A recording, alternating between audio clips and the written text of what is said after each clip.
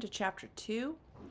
Chapter 1 was about collecting data, how to create an unbiased survey, and how to collect the information about your population or your sample. And chapter 2 is about how to organize the data, because a bunch of numbers in random order, it's hard to see what's going on. And so we want to be able to draw some graphs and organize it effectively. Section 2.1 is about one type of organization. They kind of, well, I guess it's two, but they kind of go together: frequency distributions and histograms. So we're going to talk first about frequency distributions. This is just going to be a table with information about how many of each kind of numbers there are. The first kind of vocab word that you need to know is classes. Classes means how many groups of data are we going to have. So like, let's say, we're measuring this situation, the number of points for a regular season, and I'm going to order, like, I want to know how many games scored between 90 and 100 points. That would be considered a class, that 90 to 100. So how many groupings of those do we have? Typically, for your purposes, your homework will tell you how many classes you want. In real life, when you're doing these kinds of things, you decide. And there are kind of guidelines for deciding. If you pick too many classes, then the data, the graph isn't very meaningful. And so typically we choose between 5 and 20. Otherwise, it's hard to see patterns. So I'm going to do 5 classes for this example. So the way that we do this is, first we want to enter the data into your calculator. And I'm going to toggle back and forth between the TI and ClassCalc as I've done before. So on ClassCalc, I've already done this, but the data is right here. This is how you enter a list. There's a couple of things I want you to notice. The first is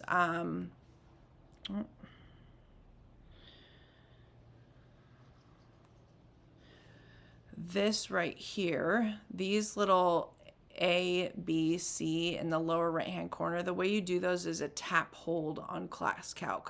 So I'm going to start by naming my list a letter. So I tap hold on the A, and then I push the equal sign, which is right here.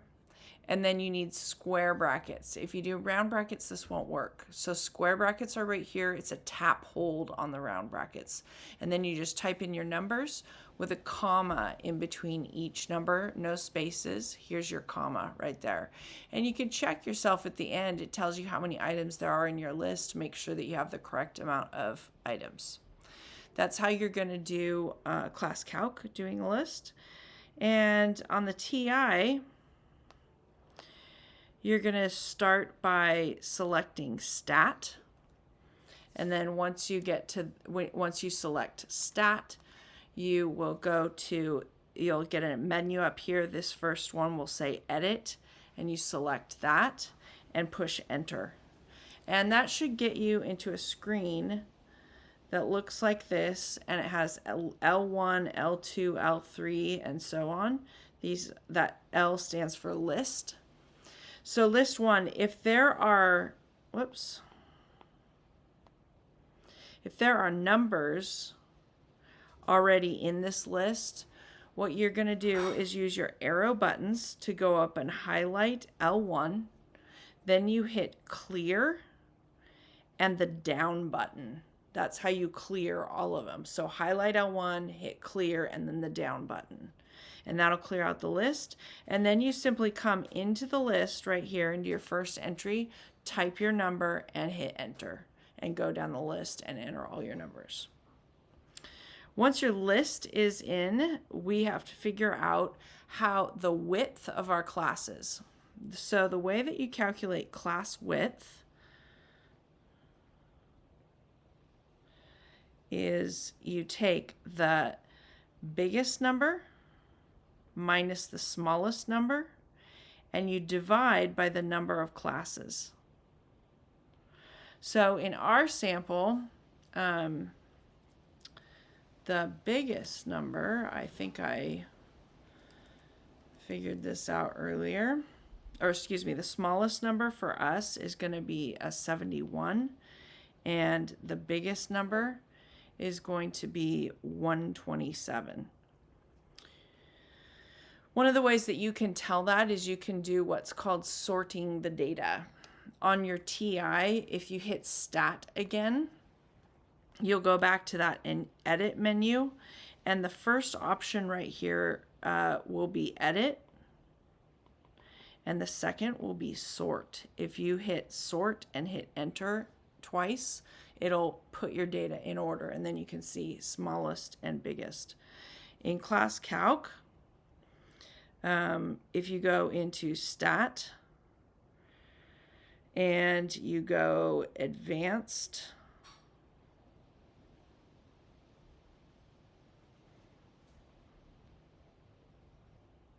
just kidding, it's in Basic. Sorry, that took me a minute to see it. Here's Basic. You're going to hit Sort right here. And then and it's asking you, what do you want to sort? And so you're going to tap and hold the name of your list.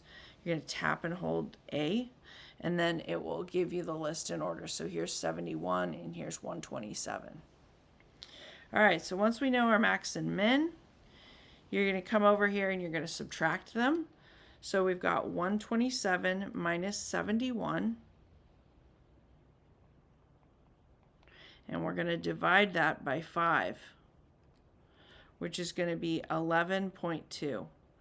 Now, we want whole numbers for class widths. So these are going to be always whole numbers. And you are always going to round up, no matter what. Now, I know rounding rules typically say this 11.2, since the 2 is less than 5, we should round down to 11, but no matter what, you round up. The reason is because if you don't round up, you might miss a top data point in your class. So you've always got to have enough room in your classes to fit all the data in, and if we round down, we might miss one. So that means that our class width is going to be 12. All right, now here's how you start building your table. The first column, we're going to call classes in our table. And the way that you're going to do this is you're going to start with your smallest number. So our minimum here is 71. And then I'm going to take that 71 and I'm going to add my class width to it. So 71 plus 12 is going to be 83. And that is going to be the start of my next class. 83 right here. That means that the end of my previous class is going to be 82. One less than the start of the next one. So you don't want to skip any numbers. Then I'm going to do this again. I'm going to take 83. I'm going to add 12 again. And I'm going to get 95. That's going to be the start of my next class. So that means the previous class is going to end one before, which is 94. And we keep going like this. 95 plus 12 is 107. And back off by 1, we get 106. And then 107 plus 12 is 119. Back off 1 and we get 118. And then this 119, this is going to be our last class, right? So I'm still going to add the 12 to get 131, but I don't need that class, but I do need the end of this one. So if the next class would start at 131, then this is going to end at 130. So at the end of the day, you want to look at your classes and make sure that you have included all the possible numbers in your data set. They're somewhere in there. And they are. So this 82 right here, 83 follows through 94, 94, 95 follows. Okay, so they're in order like this. The next column is called frequency. Frequency is a fancy name for how many times do those numbers occur. So what it's saying is how many numbers are between 71 and 82, including 71 and 82. Let me just back up and say one thing about the class width. I know this is kind of weird, like we add 12 and then we start the new class. Like, why don't we just add 12 and that's the end of the first class? But because we're including our endpoints, so 71 to 82 includes 71 and 82. If I make it to 83, that's actually 13 numbers. And so I back off by one because we're including those endpoints. If you include both of them, you have too many numbers. So you can count that up if you want and convince yourself that that's true, but that's why we do that. Okay, so now my next task is I want to figure out how many of my data set is between 71 and 82. So I go to my list, whether you're on ClassCalc or your TI, make sure that you've sorted your data. And you go in and you go, okay, 71 to 82, how many of those are in that range? So here's this 71 is 1, 74, 2, 3, 4. And 82 is past my window. So I have 4 data points. Just kidding. Sorry, 82's in it. Sorry, I remembered my numbers wrong. It's 71 to 82. So I have 1, 2, 3, 4, 5 numbers in that class. So I'm just going to come back here and simply put a 5 because there's 5 data points there.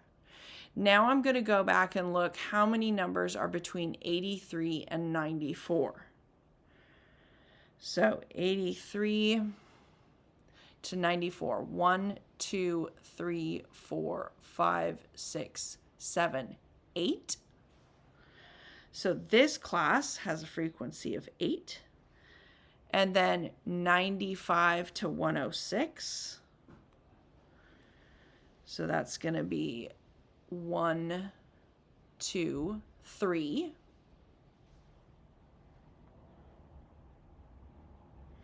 And then 107 to 118. 1, 2.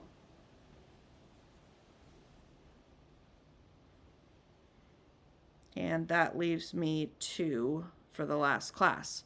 Now, here's a quick check. If you want to add up, this row, 5 plus 8 plus 3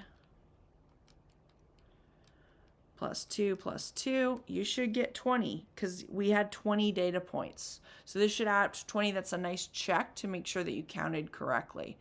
Notation for this, if you see this in your homework, when I write this is a sigma. It's a Greek letter. It's a capital Greek letter. It's kind of like an E, but it's got a pointy middle. And what this means in math is the sum. So if I said like the sum of the frequency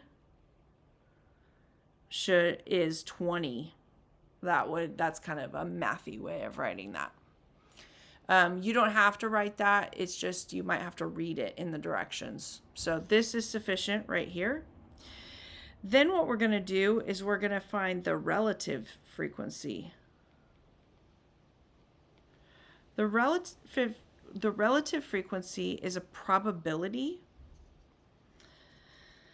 So the way that you find each of these is this is going to be your frequency over your total number of data points. So for example, this first one would be 5 over 20 because there's 5 numbers in there and there's 20 total. What it's telling you is if you randomly selected a game, what's the chance that it would fall between 71 and 82? And the answer is 0.25 or 25%. So 25% of the games score between 71 and 82 points. And then we keep going in this manner. We're going to go 80 divided by 22. You don't have to write the fractions. I'm just doing that so you can see what I'm doing on the calculator. I get 0.40. So 40% of the games are between this range. And then 95 to 106 was 3. So 3 divided by 20, that gives us a 15%. And then 2 divided by 20 is a 10% and a 10%. So now what's happening is we're getting some valuable information about the data, what is most likely to happen. When we can see, oh, okay, it's most likely that you're going to score between 83 and 94, and you can start making some intelligent conclusion statements about that. And then the last thing in a frequency distribution is cumulative frequency. And this is just a running total. So for cumulative, it's going to always start with your frequency of your first one, and then you're just going to add the next number. So 5 plus 8 is a 13, plus 3 is a 16. I'm just making a running total. I'm taking 5 plus 8 plus 3 plus 2 plus 2. And you'll notice that this 20 right here is the number of data points I have. And that should always end up that way because it's a running total. So by the time you get to the end, it should be total 20. And this is your frequency distribution. All right, now I'm going to pause this video and I'm going to make a second video with the histogram. We'll just pick up right where we left off.